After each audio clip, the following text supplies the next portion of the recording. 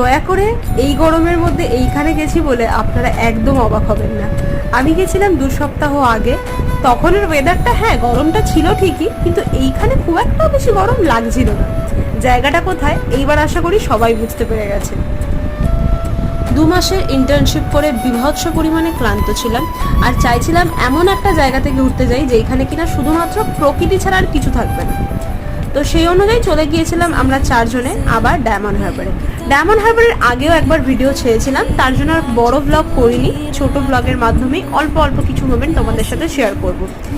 আর এইখানে এখন আমরা ছিলাম হচ্ছে মুক্তাঙ্গনে।